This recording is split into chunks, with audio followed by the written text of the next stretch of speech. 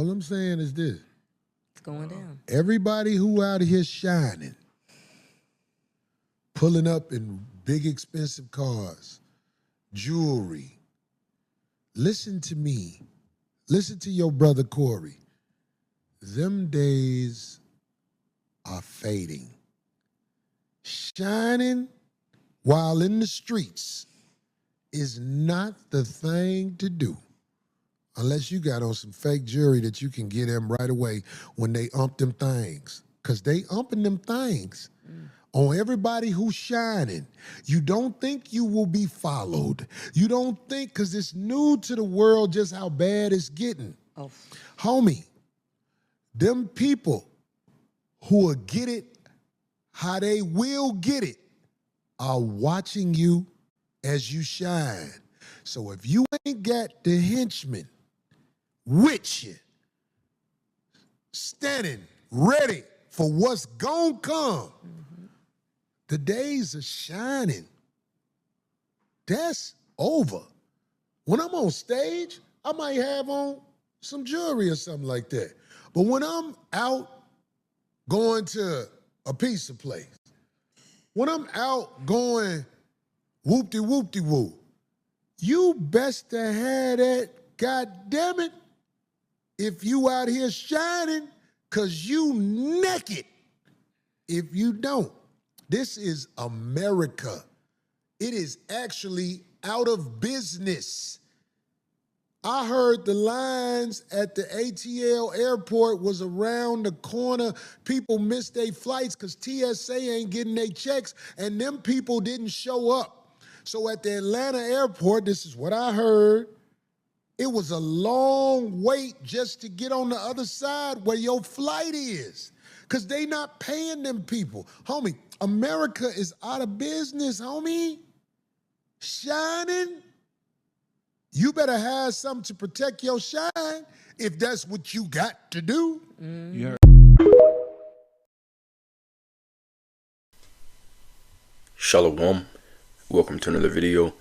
And as always, before I get started, I want to give all praise, honor, and glory to the Heavenly Father and His only begotten Son, Yahweh, Bahasham, Yahweh Shai, Bahasham, Rakhwadash. And next double honors to the head apostle / elder bishops of the great millstone who teach and who rule well, peace, blessings, and safety. To all you sincere Akim, keep pushing, keep believing, and keep the faith, regardless of whether people hear or whether they forbear. Alright, so this is going to be reaction to the TikTok clip that I put in the introduction of this video. And this is the comedian Corey Holcomb. Alright, and he's telling you, he says, America is out of business. Alright, and this is prophetic, okay, that this economy would collapse. As of right now, there are more people looking for jobs than there are jobs themselves. And we are pretty much at a state of economic depression, okay? We're at the same place where they were in the 1930s at the Great Depression level. So, you know, it's just a matter of time before Americans really start to feel it, and there's going to be chaos in the streets, okay? Which is hence the reason why he said, you know, if you're shining, you better be prepared to defend what you have. Okay, it's going to get to that point, and the scriptures talk about this. All right, so we're going to start off in Isaiah the 19th chapter. Okay, Isaiah 19 and verse 4 in NLT. It says, "And I will hand Egypt over to a hard and cruel master. A fierce king will rule them, says Yahweh, the power of heaven's armies." Okay, and this is the beginning of the end. All right, for America, Babylon the Great, this spiritual Sodom of Egypt. Okay. And we are in that time. We believe that President Donald Trump is that hard and cruel master, that fierce king. It says, "And the waters of the Nile will fail to rise and flood the fields. The riverbed will be parched and dry. The canals of the Nile will dry up, and the streams of Egypt will stink with rotting reeds and rushes. All the greenery along the riverbank and all the crops along the river will dry up and blow away. The fishermen will lament for lack of work. Those who cast hooks into the Nile will groan, and those who use nets will lose heart." This is representative of a lack of work, a lack of jobs. "There will be no flax for the harvesters, nor tread for the weavers. They will be in despair, and all the workers will be sick at heart." Okay. It says, "What fools are the officials of Zoan? The best counsel to the king of Egypt is stupid and wrong. Will they boast to Pharaoh of their wisdom? Will they dare brag about all their wise ancestors? Because that's who's running this spiritual Egypt, Esau, Edom. And what do? They brag about how their ancestors were pioneers and they conquered and took over. Okay, will they brag about their wise ancestors as their country falls into shambles? Okay, it says, "Where are all your wise counselors, Pharaoh? Let them tell you what God plans, what the power of heaven's armies is going to do to Egypt." Okay, and they can't tell you, but guess who can? The prophets. All right, it says, "The officials of Zoan are fools, and the officials of Memphis are deluded. The leaders of the people have led Egypt astray." It says, "Yahweh has sent a spirit of foolishness on them, so all their suggestions are wrong. They cause Egypt to stagger like a drunk in his vomit." All right, it says, "There is nothing Egypt can do. All are helpless, the head and the tail, the noble palm branch and the lowly reed." Okay, read that verse particularly in the King James Version. It says, "Neither shall there be any work for Egypt, which the head or tail, branch or rush may do." So, once again, America being out of business. Okay, businesses shutting down, closing down. All right, which is going to lead to people eventually, getting it how they live, as he said. Okay, and the love of many waxing cold. He already put a spirit of foolishness and perverseness on Babylon the Great. All right, and there's curses that come with that. Okay, let's go to Matthew the 24th chapter. Okay, Matthew chapter 24. I'm going to read this in the King James Version, and I'm going to start at verse 12. Okay, it says, "And because iniquity shall abound, the love of many shall wax cold." All right, that's that perverse spirit. Then Isaiah 19:14 talked about the spirit of foolishness. All right, because iniquity shall abound, the love of many shall wax cold. Okay, we go into that word for iniquity, Strong's G 458. It's the Greek word anomia. Strong's G 458, anomia. Anomia. All right, and it means, okay, it says the condition of without law, because of ignorant of it, because of violating it, contempt and violation of law, iniquity, wickedness. All right, when you hold contempt for something, which the people of Babylon the Great have a contempt, all right, for the law of the Heavenly Father. Okay, it says that in the New Oxford American Dictionary, it is the feeling that a person or a thing is beneath consideration, worthless, or deserving of scorn. Okay, that's how people look at the laws of the Heavenly Father. Okay, that's so the whole world is in a condition of without law, but it comes out of America, Babylon the Great. Okay, and because of that, iniquity is abounding, and the love of many is waxing cold. All right, now let's go into that word. Okay, let's read this first. Strong's definitions. It says illegality, violation of law, wickedness, iniquity, transgression of the law, unrighteousness. Okay, this condition is going to cause people in America to hate each other. Okay, once again, let's read the whole precept. Because iniquity shall abound, the love of many shall wax cold. Now we go to that word for wax cold. Okay, Strong's G 5594. All right, you see how it's spelled. Okay, it's spelled psycho. It's pronounced suku. Suko though. Strong's G 5594. Psucho. Psucho. All right, and what does it say? Okay, outline of biblical usage. All right, it says to breathe, to blow cold, to blow, cool by blowing, to be made or to grow cool or cold.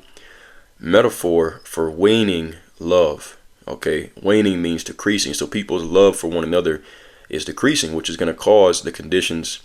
Okay, that Corey Holcomb was speaking about people spoiling one another. All right, you can find that in 2 Esdras 15 and 2 Esdras 16. Okay, verse 13 though, Matthew 24 and 13, it says, "But he that shall endure unto the end, the same shall be saved. And this gospel of the kingdom shall be preached in all the world for a witness unto all nations, and then shall the end come." All right, and that is what is happening now. Okay, the gospel of the kingdom. Okay, the gospel of the downfall of this society and the raising up of a righteous one is being preached throughout all the earth by way of the internet. Okay, and that's the reason why we're getting closer and closer to the end. But in that end, okay, like as we always go into, we're going to see race wars, class wars, civil wars, economic woes, the economy collapsing. Okay, Let's go to 2nd Ezra, the 16th chapter. And I'm going to start off at verse 40. Okay. And it reads, it says, "O my people, hear my word and make you ready to thy battle." Because that's what's getting ready to come, is battle. "And in those evils be even as pilgrims upon the earth." Okay, steadily moving. It says, "He that selleth, let him be as he that fleeth away, and he that buyeth as one that will lose. He that occupieth merchandise as he that hath no profit by it. He that buildeth as he that shall not dwell therein. He that soweth as if he shall not reap. So also he that planteth the vineyard as he that shall not gather the grapes. And they that marry as they that shall get no children, and they that marry not as the widowers. And therefore they that labor, labor in vain. For strangers shall reap their fruits, and spoil their goods, overthrow their houses, and take their children captives. For in captivity and famine shall they get children. And they that occupy merchandise with robbery, the more they deck their cities, their houses, their possessions, and their own persons, the more will I be angry with them for their sin, saith Yahweh." Okay, so he's telling you, prepare to lose everything, to leave everything behind in this world, because people are going to be spoiling each other anyways. Okay, that's the times that we're living in. So with that being said, okay, what must we do? To prepare ourselves for the battle and walk circumspectly. This is Ephesians chapter 5 and verse 15. "See then that you walk circumspectly, not as fools, but as wise, redeeming the time, because the days are evil." It's going to become increasingly more evil, exponentially. Okay, redeeming the time, because the days are evil, knowing what time you're in. Verse 17, "Wherefore be ye not unwise. For this reason, don't be unwise, but understanding what the will of Yahweh is." The will of Yahweh is for us to return unto him and put our trust in him. Prepare ourselves to depart from this world. Okay, because why? This world is getting ready to come to a close. America is out of business. Okay, as Corey Holcomb said. Let's go to Ecclesiastes chapter 12. This is the will of Yahweh. Okay, remembering him. All right, while he still may be found. Ecclesiastes 12 and 1. It says, "Remember now thy Creator in the days of thy youth, while the evil days come not, nor the years draw nigh, when thou shalt say, I have no pleasure in them." This is the time we're approaching fastly. "While the sun or the light or the moon or the stars be not darkened, nor the clouds return after the rain. In the day when the keepers of the house shall tremble, and the strong men shall bow themselves, and the grinders cease because they are few, and those that look out of the windows be darkened." And that's, hey, are we not in these times? Okay, the grinders ceasing. Okay, that means no work. Let's see what it says in the NLT. Okay, it doesn't really give much. "Your few remaining workers stop grinding." Yeah, it doesn't really give much. That's okay. All right, we'll keep reading. In verse 4, it says, "And the door shall be shut in the streets, when the sound of grinding is low." Okay, the work. "And he shall rise up at the voice of the bird, and all the daughters of music shall be brought low." Okay, the mirth is being taken out of the land. All right, the music, the daughters of music, okay, representing the artists and all that. Okay, the music is getting worse and worse. The Heavenly Father is pulling the mirth out of spiritual Sodom and Egypt, America. It says also, "When they shall be afraid of that which is high, fears shall be in the way, and the almond tree shall flourish, and the grasshopper shall be a burden, and the desire shall fail, because the man goeth to his long home, and mourners go about the streets." People mourning because they don't have food, they don't have this, they don't have that, they don't have shelter, they don't have safety. All right. "Or ever the silver cord be loosed, or the golden bowl be broken, or the pitcher be broken at the fountain, or the wheel broken at the cistern," meaning you perish. Okay. It says, "Then shall the dust return from the earth as it was, and the spirit shall return unto the Most High who gave it. Vanity of vanity, saith the preacher, all is vanity." And that's what we're telling you. We're telling you that all these things in this world are vanity. Okay. So seek Yahweh Bashmi Shai while you still can. Let's get Isaiah 24, and we're going to close out here with this. Okay, Isaiah 24, and I'm going to start at verse, I'm going to read this in the New Living Translation. All right, I'm going to start at verse 7. All right, it says, "The grapevines waste away, and there is no new wine. All the merrymakers sigh and mourn." Okay, that's what we talked about. People are, getting the happiness, the mirth is being pulled out of the land. "The cheerful sound of tambourines is stilled, and the happy cries of celebration are heard no more. The melodious chords of the harp are silent. Gone are the joys of wine and song. Alcoholic drink turns bitter in the mouth. The city rides in chaos. Every home is locked to keep out intruders. See that? He talked about that. He said, you got people gonna be following you home. You got to be ready to defend whatever you got. If you ain't got them henchmen, you better not be out there flashing. All right. It says mobs gather in the streets, crying out for wine. Joy has turned to gloom. Gladness has been banished from the land. The city is left in ruins. Its gates are battered down. Throughout the earth, the story is the same. Only a remnant is left, like the stray olives left on the tree, or the few grapes left on the vine after harvest. But all who are left shout and sing for joy. Those in the west praise Yahweh's majesty. In the eastern lands give glory to Yahweh. In the lands beyond the sea, praise the name of Yahweh, the power of Israel. Okay, and who is going to be left? The remnant. All right, and when that time comes, you're going to know that it was nothing sweeter, all right, than to keep the commandments of Yahweh Bashem Yahushai and to fear Yahweh Bashem Yahushai. This is Sirach 23 and 27. Close it out here. And they that remain shall know that there is nothing better than the fear of Yahweh, and that there is nothing sweeter than to take heed unto the commandments of Yahweh.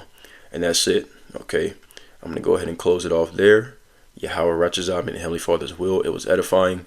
As always, I'm going to give all praise, all honor, and all glory unto Yahweh Bahashem, Yahweh Shai, Bahashem, Rachadash. And until next time, Shalom, and abide b'ball.